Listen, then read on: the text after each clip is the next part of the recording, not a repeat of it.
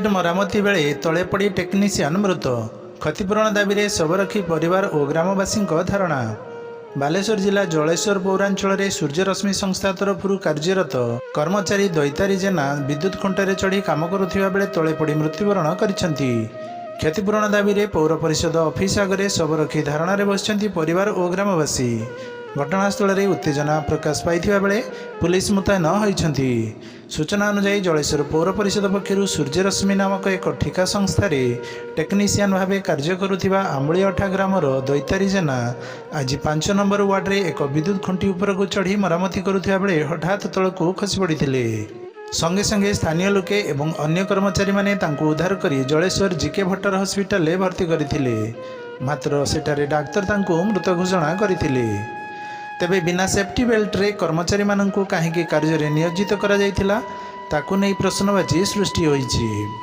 क्षतिपूरण दाबी रे परिवार एवं शताधिक ग्रामवासी पौर परिषद कार्यालय सम्मुखरे शवरक्षी धारणा दैछन्ति। जलेश्वर पुलिस घटनास्थल में पहुंची तदंत करुवा बेले जलेश्वर तहसीलदार सत्यजित महांती घटनास्थल में पहुंची क्षतिपूरण देवाकू प्रतिश्रुति देवा परे धारणा प्रत्याहृत होइथिला।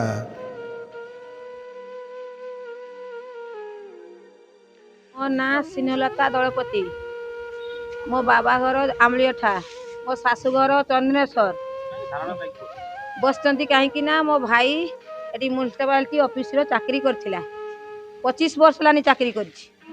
आउ आज छुट्टी दिन फेर सार मैंने डाकी ताकू फेर ड्यूटी देइचंती के 5 नंबर वार्ड रो खुंटिकी उठी मो भाई उठिकी कारण काम करथुला किंतु ताको देहर सेफ्टी जिनस नाही। मो भाई देहर किसी सेफ्टी जिनस नाही तेणु सी एक्सपार्ट करिगले। भाई कौन चाहती माने ता स्त्री होची टिके मठा गंडगोल अच्छी तार छुआर पटिया छुआ 10 वर्षर छुआ गोटे आ गोटे छुआ 21 वर्षर छुआ। मु चाहूची मो भाई रो 21 वर्षर छुआ ताकू गोटे किछि गवर्नमेंट तरफ से सहायता दंतु आउ मो भाई रो किछि क्षतिपूरण दंतु तार कहीं नाही।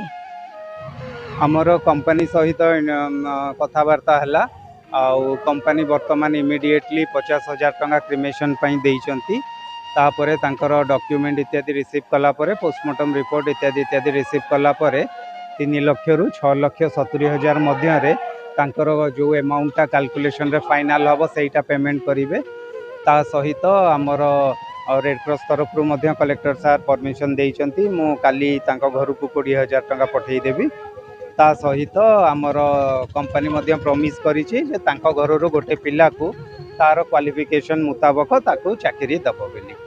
आउ ता सहित आमर म्युनिसिपालिटी रो चेयरमैन ईओ एवं तांकर सब स्टाफ आउ काउंसिलर माने मिसिकी समस्ते 1 लाख टंका तांकर क्रिया पूर्व तांको कंट्रीब्यूट करिवे। ब्यूरो रिपोर्ट संपर्क लाइव।